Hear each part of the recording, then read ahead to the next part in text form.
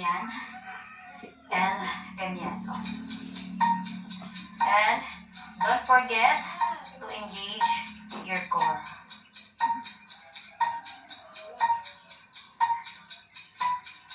Slow but controlled.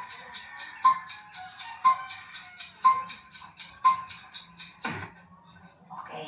So for another workout, higa pa din po tayo, and then yung dalawang kamay natin is dito, and then ganyan. Slow and controlled pa din.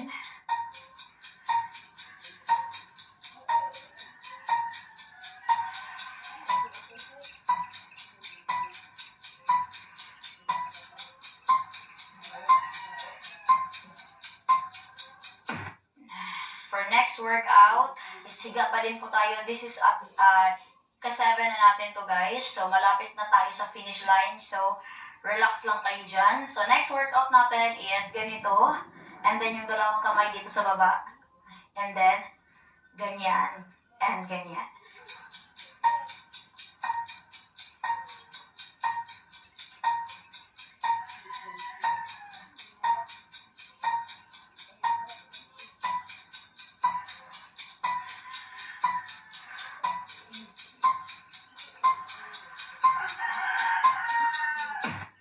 And our 8th workout.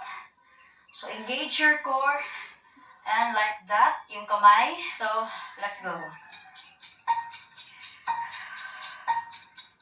So, dapat naka-engage yung ating core. Feel the burn.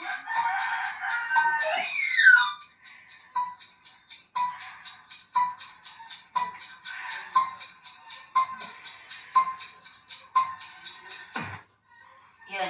And para sa ating ika-9 workout, so, yung kamay natin, balik tayo dito. And then, ganyan. So, yung paa natin is like this. And like this. So, saglit lang. Ayan.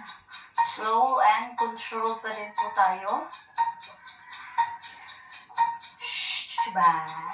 Opo. Lapit na po.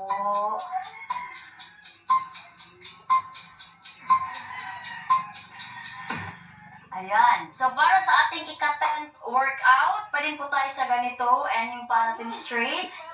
And then, engage your core pa din. Ating workout kanina.